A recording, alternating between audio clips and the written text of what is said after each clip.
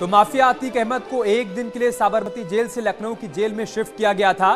दरअसल supreme court ने 2005 के राजूपाल हत्याकांड में लखनऊ कोर्ट को आरोप तय करने के निर्देश दिए थे और इसी के लिए यूपी पुलिस अतीक को एक दिन के लिए लखनऊ लेकर आई थी। लेकिन खबर सिर्फ इतनी भर नहीं है, खबर यह है कि माफिया अतीक अहमद को सीएम योगी अच्छे लगने लगे। जी हां, ठीक सुना आपने। कोर्ट में सुनवाई के लिए ले जाते वक्त माफिया अतीक ने कहा कि सीएम योगी एक बहादुर और ईमानदार मुख्यमंत्री हैं और बढ़िया काम कर रहे हैं। आपको बता दें कि माफिया अतीक का साम्राज्य अब थोड़ा ही बचा है। अतीक और उसके गुर्गों पर लगातार एक्शन से करीब 1100 करोड़ की संपत्ति योगी सरकार जब्त कर चुकी है। ऐसे में लगता है कि अब माफिया सरेंडर के मोड में है और योगी के बुलडोजर एक्शन के आगे अब उन्हें भी खौफ सता रहा है। तो सवाल यही है, योगी ने निकाल दी अपराधियों की गर्मी, माफिया का बदला सुर, बोला योगी बहादुर। इसी पर करेंगे डिबेट, लेकिन सबसे पहले देखते हैं एक रिपोर्ट।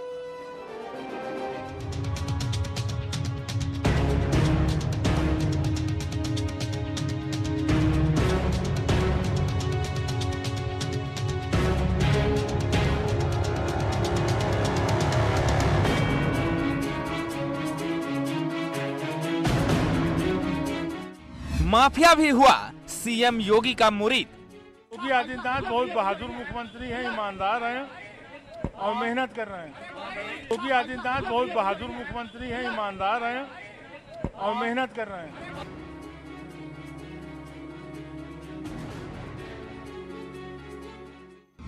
क्या योगी ने निकाल दी डॉन की गर्मी?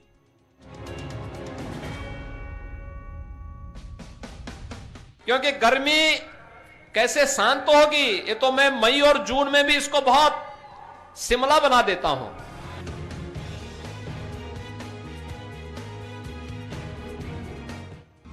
माफिया अतीक के कैसे बदल गए सुर?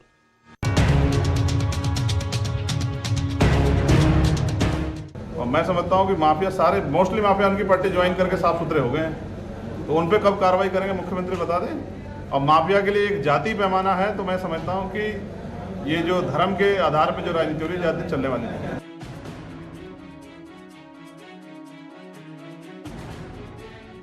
योगी के बुलडोजर से माफिया में खौफ, लेकिन आज माफियाओं पर सख्ती की वजह से आज ये माफिया शासन के कारण, कानून के कारण थर थर कांप रहे हैं और इसीलिए भांति भांति प्रकार की गुहार लगा रहे हैं कि किसी तरह से इन पर नरमी बरती जाए। साम्राज्य बचाने के लिए योगी की तारीफ। जो कहा मुझे लगता है कि गलत नहीं कहा। श्री शिवपाल सिंह जी भी कह चुके हैं कि मुख्यमंत्री एक ईमानदार और कुछ अर्थों में बहादुर भी हैं, लेकिन उनकी ईमानदारी और उनकी बहादुरी का लाभ उत्तर प्रदेश की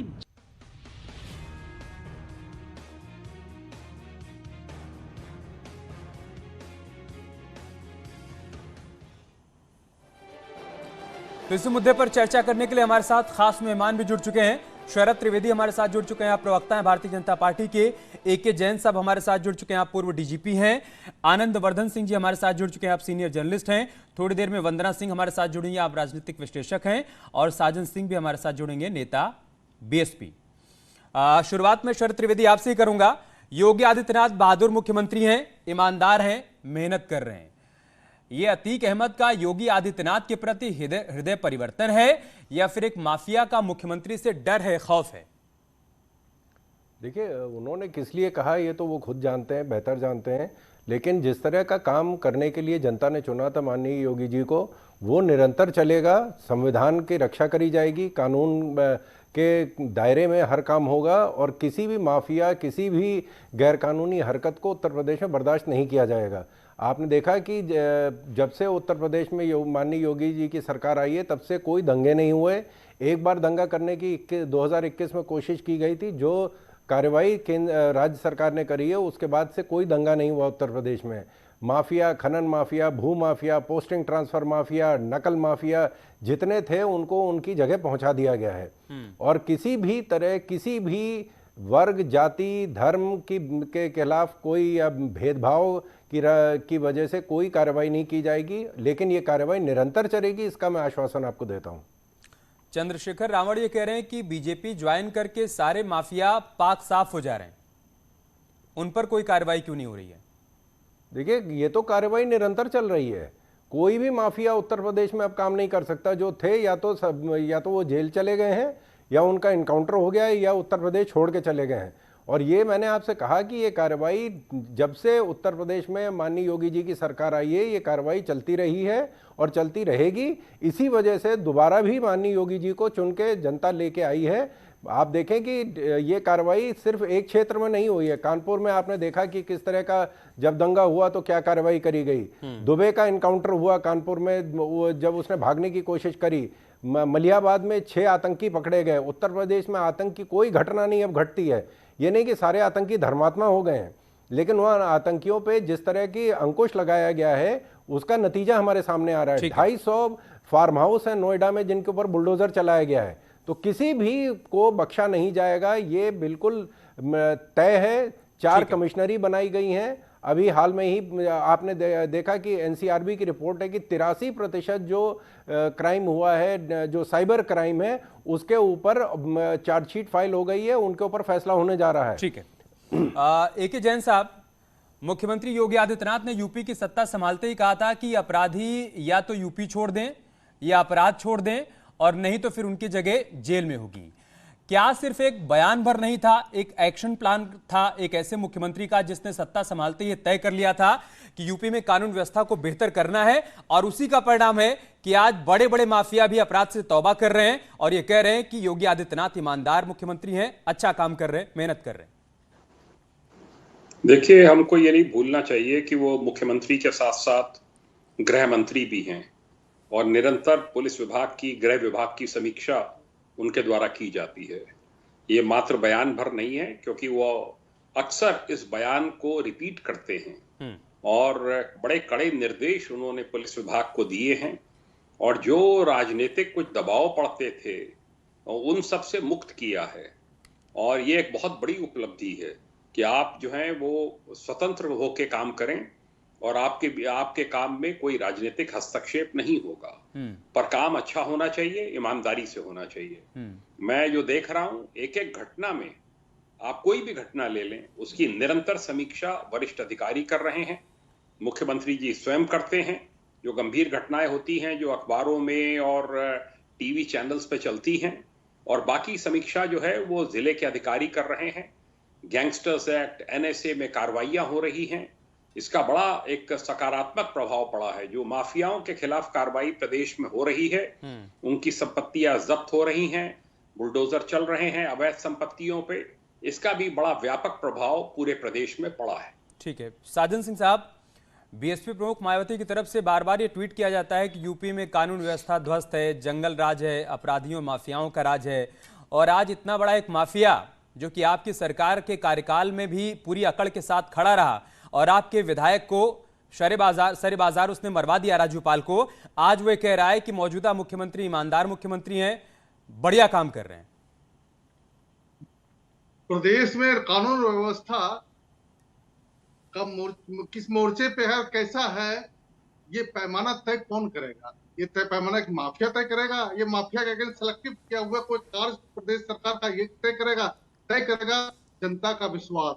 प्रदेश के सत्ता मशीनरीज के ऊपर में, लॉ एंड ऑर्डर के मशीनरीज के ऊपर में जनता का विश्वास है या नहीं है? सर्टिफिकेट अगर ये माफिया आज दे रहा है तो आप पीठ थपथपा रही है सरकार की सरकार बहुत अच्छा कर रही है, जब से माफिया कर रहा है। कल को गाजियाबाद में क्या घटना हुई, माफिया पर 1-2 सिलेक्टिव माफिया के ऊपर में बुलडोजर चला करके आप अपने पीठ नहीं थपथपा सकते हैं कि लॉ एंड ऑर्डर का सिचुएशन हमने अच्छा कर दिया। अरे राजूपाल की हत्या, मैं आपको इंटरप्ट कर रहा हूं साजन सिंह, 2 बातें हैं। पहली बात तो शायद आप गाजियाबाद वाले प्रकरण से वाकिफ नहीं है, उसमें अपडेट आ गया है, पुलिस ने खुलासा कर दिया है कि वहां पर सामूहिक दुष्कर्म नहीं हुआ था, वो प्रॉपर्टी विवाद का मामला था। दूसरी बात जो आप ये कह रहे हैं कि जनता तय करेगी, उसी जनता ने तो 2022 के विधानसभा चुनाव में उसी लॉ एंड ऑर्डर पर मुहर लगाई, और जो यूपी में 36 साल से नहीं हुआ था वो हुआ। सरकार भी रिपीट हुई, मुख्यमंत्री भी रिपीट हुए। आप बोलिए। मत बोलिए। आप जो वस्तु स्थिति है उसका काम है, मीडिया का काम है वस्तु स्थिति को दर्शाना। क्या है वस्तु स्थिति, आप बताइए ना। हालात क्या है, वस्तु स्थिति क्या है, आप बताइए। वो लड़की है निर्भया, दूसरा निर्भया का कांड है। आप इसको प्रॉपर्टी डिस्प्यूट पे ये कन्वर्ट करके डाइल्यूट नहीं कर सकते। अच्छा सर, एक बात बताइए, आपने माफिया के अच्छा जब आप सत्ता में थे, पुलिस इंक्वायरी के बाद जो तथ्य सामने आते थे आप उस पर यकीन करते थे, या जो मीडिया की तरफ से, पब्लिक की तरफ से कहा जाता था उस पर यकीन करते थे? होना चाहिए, कानून व्यवस्था का पैमाना है क्या और होना क्या चाहिए? ठीक है, आप बहन जी बताइए। की जो सरकार थी 2007 से 2012 तक, थोड़ी सांस ले लीजिए, थोड़ी ठंडक रखिए। अब आप ये बताइए कि कानून व्यवस्था का पैमाना है क्या? ठीक है, आप ही बता दीजिए, छोड़ दीजिए अतीक अहमद को। सर्टिफिकेट के ऊपर में व्यवस्था को ठीक कर दिया। कानून व्यवस्था जनता का विश्वास है नहीं है, उस मैसेज के ऊपर में, पुलिस व्यवस्था के ऊपर में ये साजन सिंह जी, है कि देखिए लगातार बोलने से बात जरूर आती है, तथ्य सामने नहीं आते। लगातार बोलने से बात जरूर आती है, तथ्य सामने नहीं आते। आप ये बता दीजिए बेहतर कानून व्यवस्था का पैमाना आपके हिसाब से क्या है? हाँ, बेहतर कानून व्यवस्था का पैमाना यही है कि कानून के ऊपर में, मैसेज के ऊपर में जनता का विश्वास होना चाहिए। आधी रात में किसी दलित लड़की पे सबको जला करके आप दर्शाना क्या चाहते हैं कि कानून व्यवस्था है? एक निर्भया कांड को आप प्रॉपर्टी डिस्प्यूट में कन्वर्ट करना चाहते हैं, ये क्या कानून व्यवस्था है? आप आज बलिया में देख लीजिए क्या हो रहा है, आप लखनऊ में क्या दीजिए, नाक के नीचे, प्रदेश सरकार के नाक के नीचे कानून व्यवस्था की हम बात करते हैं। लूट मार, बलात्कार, हत्या, डकैती, ठगी, क्या नहीं हो रहा है कानून व्यवस्था में? इसलिए अगर बहन जी का जंगल है तो है पैमाना 2007 से 2012, आप किसी भी रिपोर्ट को उठा करके देख लीजिए, आप जो अन्वेषण ब्यूरो का आंकड़ा है वो उठा करके देख लीजिए, प्रदेश सरकार ने क्या करना चाहिए। राजू अपने कार्यकाल को मत भूल जाइए सर, आपके कार्यकाल में भी एनसीआरबी की तरफ से आंकड़े आया करते थे, और आपके कार्यकाल में बांदा में एक विधायक पर क्या आरोप लगा था वो भी आप अच्छी तरीके से जानते होंगे। आपके कार्यकाल में मुख्तार अंसारी कैसे फलता फूलता रहा आप वो भी जानते होंगे। खैर, शरद त्रिवेदी आप जवाब दीजिए। शुक्ल जी, इनके कार्यकाल में जिस तरह का भय था उत्तर प्रदेश में, जिस तरह का Noida authority, Ghaziabad development authority और लखनऊ डेवलपमेंट अथॉरिटी में जिस तरह के कांड हुए हैं, आज उनके अफसर, वरिष्ठ अफसर जेल में बैठे हुए हैं इनके कर्मों की वजह से। और यादव सिंह जी का प्रकरण ये ना भूलें, 2000 करोड़ का आरोप है उसके ऊपर, और माननीय योगी जी की सरकार ने 2500 करोड़ की संपत्ति इन माफियाओं से बरामद करी है। ये किसी वर्ग या जाति देख के नहीं किया गया है। कोई दंगा हुआ हो तो आप बता दीजिए। इनके कार्यकाल में दंगे होते थे, इनके कार्यकाल में तो माफिया सत्ता में बैठा हुआ था। माफिया अभी तो अपनी जान बचाने के लिए भाग रहा है। अब माफिया का यह हाल हो गया है कि वो अपने ऊपर पोस्टर और प्लेकार्ड लगा के खड़े हैं कि जी मुझे कुछ मत कहना, मैं सब्जी बेचने का काम करने को तैयार हूं, मैं दुकान लगाने को तैयार हूं। ये एक भय का माहौल है, ये डर पैदा हुआ है उत्तर प्रदेश में पहली बार। ना पहले सिख दंगे उत्तर प्रदेश में हुए, हिंदू मुस्लिम दंगे हुए, शिया सुन्नी दंगे हुए, अब क्यों नहीं दंगे होते हैं? क्या ये सारे लोग ईमानदार नहीं हो गए? दंगाई अपना दंगा करना भूल नहीं गए हैं, लेकिन इस तरह का उनके ऊपर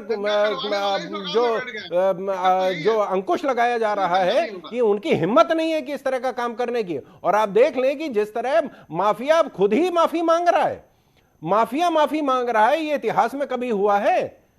एक प्रकरण बता दें, पूरी जितनी डेवलपमेंट अथॉरिटी उत्तर प्रदेश में, कोई डेवलपमेंट अथॉरिटी नहीं है जिसमें कोई ना कोई इस तरह का कांड नहीं हुआ है। एक रात में 2700 गौतम बुद्ध नगर में, नोएडा अथॉरिटी में 2700 प्लॉट एक रात में बांटे गए हैं। ठीक है, मैं आनंद वर्धन जी को लाऊंगा। किस तरह आनंद वर्धन जी को भी चर्चा में लाऊंगा। अब उस समय जो है एफआईआर लॉन्च करता था, देखिए आज साजन सिंह भले अतीक अहमद के इस बयान को सिरे से खारिज कर दें और ये कह दें कि एक माफिया तय नहीं करेगा कि यूपी में लॉ एंड ऑर्डर की क्या स्थिति है, लेकिन इसी अतीक अहमद पर और उसके भाई पर राजू पाल की हत्या का आरोप है। मुझे लग रहा है साजन सिंह जी ये बात भूल गए हैं। 2005 का यह मामला है और राजू पाल का गुनाह सिर्फ इतना था कि बीएसपी के टिकट पर वो विधायक चुन लिया गया था जो पहले कभी अतीक के खेमे में हुआ करता था। और आज वही अतीक अहमद ये कह रहा है कि मौजूदा मुख्यमंत्री अच्छा काम कर रहे हैं, ईमानदार हैं, मेहनत कर रहे हैं, तो इस पर साजन सिंह को भरोसा नहीं है।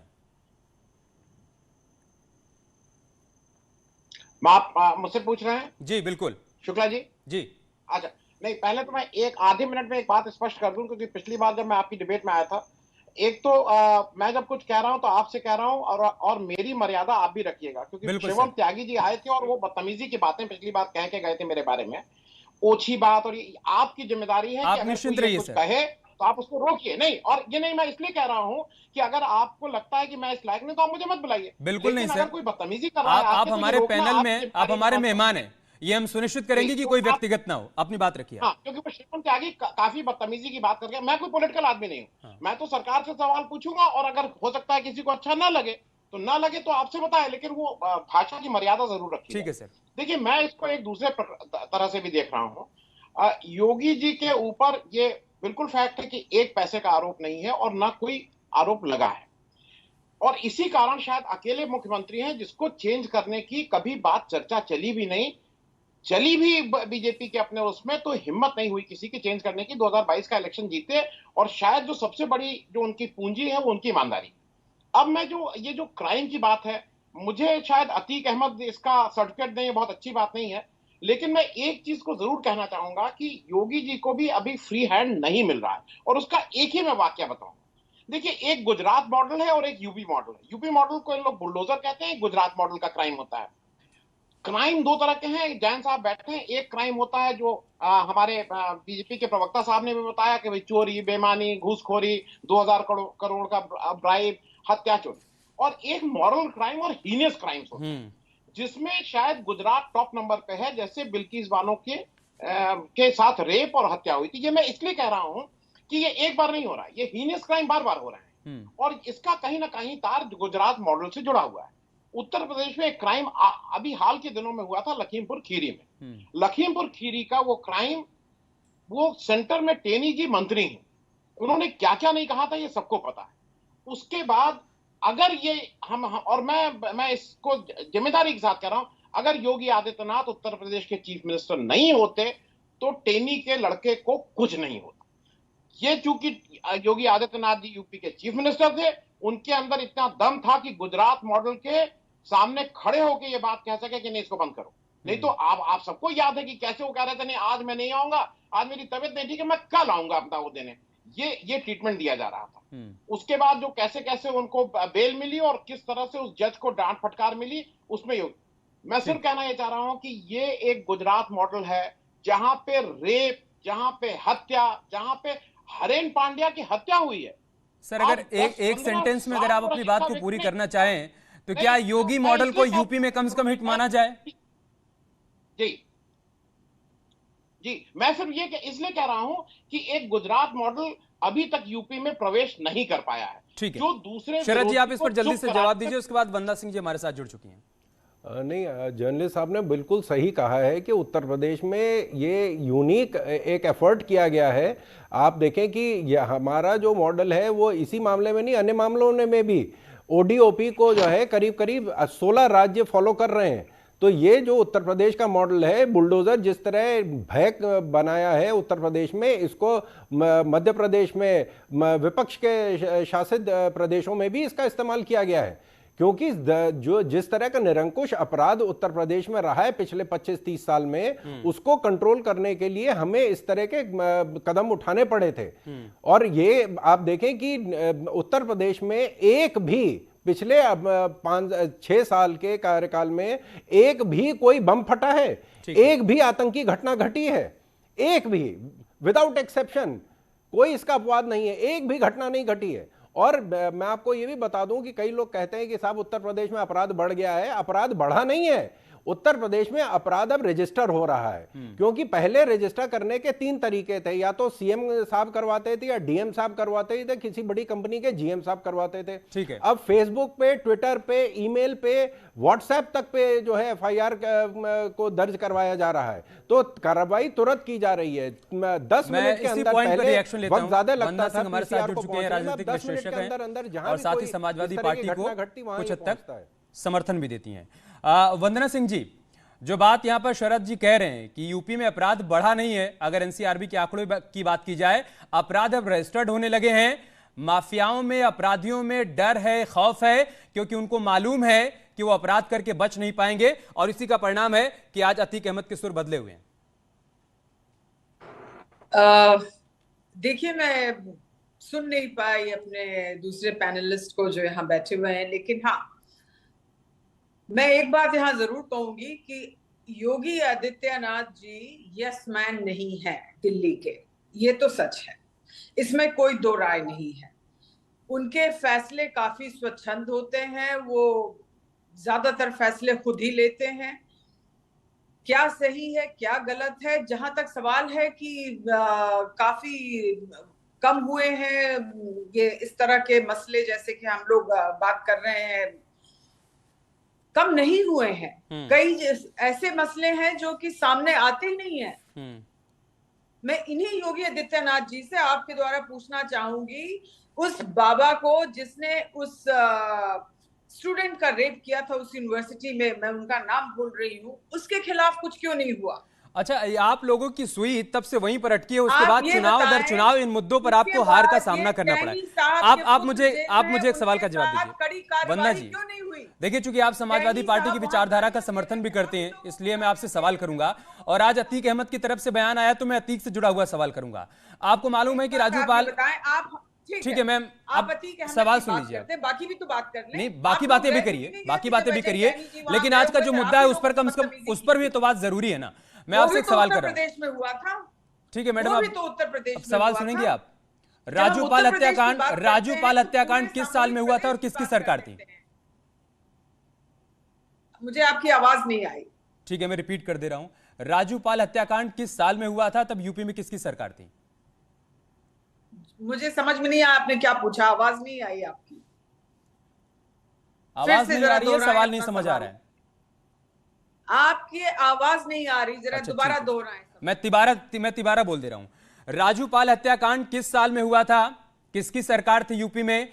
नैनी में विश्वविद्यालय में घुसकर जब अतीक अहमद ने मारपीट की थी विश्वविद्यालय प्रबंधन के साथ, प्रशासन के साथ, यूपी में किसकी सरकार थी और किस साल का मामला? ऐसा है, अगर आप पास में भूतकाल में जाना चाहते हैं तो ऐसी तो बहुत सारी, अरे आप अतीत के पन्ने पलट रही थी, मैंने पलट दिया तो आपको दिक्कत होने लगी।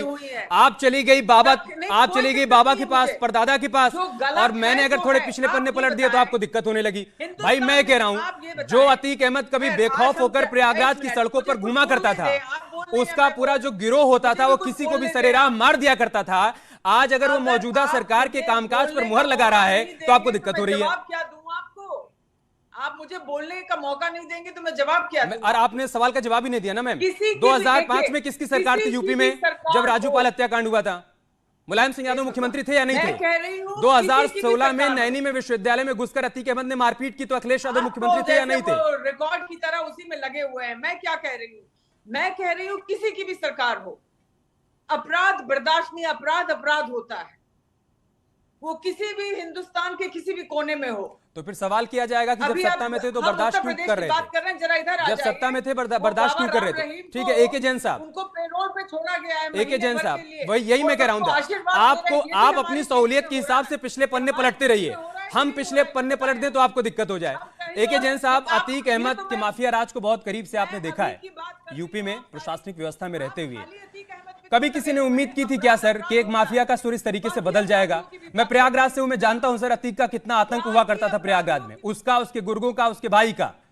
नैनी में विश्वविद्यालय के भीतर घुसकर कैसे उसने मारपीट की थी सीसीटीवी कैमरे के सामने, बगैर इस बात की परवाह किए कि फुटेज सामने आएगी तो मेरे खिलाफ कार्रवाई होगी। आपका कहना बिल्कुल ठीक है। ये कोई माफिया जो है, किसी की कोई टोन नहीं बदलती है, किसी का कोई हृदय परिवर्तन नहीं होता है। ये केवल एक शासन, प्रशासन, पुलिस विभाग का खौफ है जिसकी वजह से आज इसके सुर बदले हुए हैं। इनकी कई ऐसी घटनाएं हैं जो कि रिपोर्टेड ही नहीं है, और ये जो सुर बदले हुए हैं आज, इसके पीछे कारण है कि खौफ है प्रशासन का, पुलिस का और मुख्यमंत्री का, और ये रहना चाहिए। ये एक बहुत एक शुभ संकेत है पूरे प्रदेश के लिए, और एक माफियाओं के लिए संकेत है कि आप जो हैं वो लाइन पे आ जाएं, अन्यथा आप भी जो है वो कड़ी कार्रवाई के पात्र होंगे। संक्षेप में बताइएगा सर। देखिए, बेहतर पुलिसिंग की बात बहुत पहले से होती आ रही है, लॉ एंड ऑर्डर यूपी में मेंटेन हो, इसकी बात बहुत पहले से होती आ रही है। ये कैसे पॉसिबल हो पाया? देश के सबसे बड़े सूबे में सबसे बड़ी आबादी के बीच में एक बेहतर लॉ एंड ऑर्डर को स्थापित कर देना, ये कैसे संभव हुआ? संक्षेप में बताइएगा। देखिए, नंबर 1, डायरेक्ट मॉनिटरिंग हो रही है सीएम के लेवल से, इसका बड़ा प्रभाव पड़ता है। हर त्योहार से पहले, हर मौके से पहले वीडियो कॉन्फ्रेंसिंग करके सीधे निर्देश देते हैं। उन्होंने पुलिस प्रशासन को राजनीतिक दबाव से उससे मुक्त किया है। ये मुझे बहुत से पुलिस अधिकारी बताते हैं कि वो कहते हैं कि आप जस्ट एक्शन लीजिए, आप बिल्कुल किसी की चिंता मत कीजिए, आप केस में जस्ट एक्शन लीजिए। चौथा, बहुत बड़े पैमाने पे भर्तियां हुई हैं, करीब 1.5 लाख। इससे पुलिस फोर्स पे जो एक तनाव था, दबाव था, वो कम हुआ है। तो ऐसे सभी कदम उठाए जा रहे हैं जो कि पुलिस विभाग के लिए चार बड़े जिलों में पुलिस कमिश्नरेट खोले गए हैं। इन चारों जिलों में इसका बड़ा व्यापक प्रभाव पड़ा है और कानून व्यवस्था में व्यापक सुधार चारों जगह हुआ है। साजन सिंह जी, पुलिस रिफॉर्म की बात हुआ करती थी, बेहतर पुलिसिंग की बात होती थी, लॉ एंड ऑर्डर को मेंटेन करने की बात होती थी, लेकिन सिर्फ कागजों पर। अब वो जमीन पर दिख रहा है। एके जैन, पूर्व पुलिस अधीक्षक। वास्तविकता यही है, तथ्यात्मक विश्लेषण अगर आप कानून व्यवस्था की सिचुएशन का, कानून व्यवस्था की जो वस्तुस्थिति प्रदेश में है उसका तथ्यात्मक विश्लेषण करें तो यही होगा कि कानून व्यवस्था चाहे गाजियाबाद से लेकर के गोरखपुर तक फैले हुए प्रदेश में जनता का विश्वास जीतने के बजाय आंकड़ों के ऊपर में, पर्चों के ऊपर में, कागजों के ऊपर में अगर आप खुद का महिमा मंडन कर लीजिए, जैसा मुझे यहाँ लग रहा है, ये योगी जी, महाराज योगी जी के महिमा मंडन का डिबेट हो रहा है, ना कि कानून व्यवस्था पर डिबेट हो रहा है। कानून व्यवस्था का पैमाना होना क्या चाहिए और होना क्या चाहिए? कानून व्यवस्था का पैमाना का सबसे बड़ा है कि जनता ने जो विश्वास प्रदर्शित किया है आपको चुनाव में जिता करके, कम से कम उसको विश्वास को छलिए मत, ठगिए मत। आपको लग रहा है कि पूर्व डीजीपी जो बात कह रहे हैं वो भी गलत कह रहे हैं? पूर्व डीजीपी जो कि पुलिसिंग को बहुत बेहतर तरीके से समझते हैं, अगर वो ये बात कह रहे हैं तब भी गलत कह रहे हैं। अपराधी खुलेआम घूम रहे हैं, लखनऊ के सड़कों पर खुलेआम गुंडागर्दी हो रही है, लखनऊ के सड़कों पर खुलेआम, आप विधानसभा के 1 किलोमीटर का आगे जो जोन है जहाँ पे प्रशासन चुस्त और दुरुस्त होना चाहिए, वहां पे फायरिंग हो रही है। आपको क्या लगता है कि कानून व्यवस्था में भय व्याप्त गुंडा? बिल्कुल नहीं। नाक, पुलिस के नाक के नीचे जिस तरह से दरअंदगी होती है, चाहे वो बलात्कार के रूप में हो, चाहे वो हत्या के रूप में, चाहे वो डकैती के रूप में, ये कि आप कानून व्यवस्था के ऊपर में, आंकड़ों के ऊपर में नहीं चल सकते हैं। इस सरकार को आंकड़ों पे बहुत भरोसा है। मैं आपकी बातों पर शरद त्रिवेदी से रिएक्शन लूंगा, लेकिन क्या जब आप सत्ता में थे ये सब शून्य हो गया था क्या? गलत यही है साजन सिंह साहब, सुनिए तो सही, जब आप सत्ता में थे तब ये सब शून्य हो गया था क्या? कहीं पुलिस की नाक के नीचे कुछ नहीं होता था, राम राज्य था।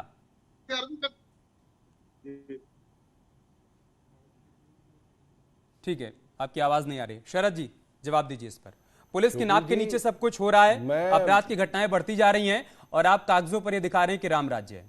शुक्ल जी, मैं आपको याद दिला दूं, जिस इतिहास की वजह से इनका ज्योग्राफिया खराब हो गया विपक्ष की पार्टियों का पिछले 5 साल में, उसका मैं आपको बता दूं। जब पहली बार माननीय मुलायम सिंह जी के अंडर में मीटिंग हुई थी उत्तर प्रदेश विधानसभा की, तो 28 विधायक 93 में अस्पताल पहुंच गए थे, इतनी अच्छी बहस हुई थी।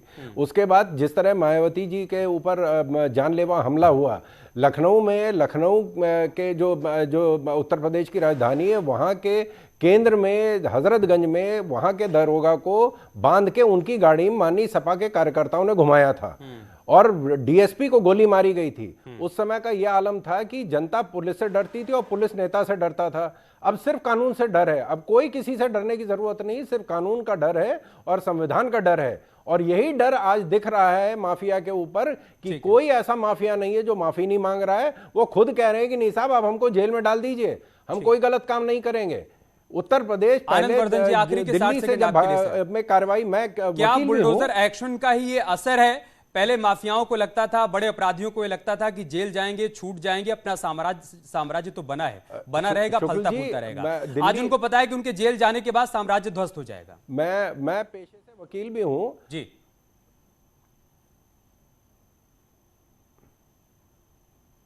इसका जवाब मैं बहुत जल्दी से, शायद आप मुझसे पूछें, मैं बहुत जल्दी से जी आनंद जी। देखिए, मैं फिर से आपको शायद ये ठीक ना लगे, राजू पाल का हत्याकांड 2005 का अभी तक उसका केस चल रहा है। नहीं, उसका केस अभी तक चल रहा है, लेकिन एक इससे भी तुरंत, और बुलडोजर वाला जब आया तो ये हुआ कि तुरंत नायज हो, उससे भी तेज एक मैं आपको मॉडल बता दूं। गुजरात मॉडल में अमित शाह जी मुख्य अक्यूज थे। एमबी गोसाई के कोर्ट में जब जस्टिस लोया मर गए, 15 दिसंबर को केस शुरू हुआ।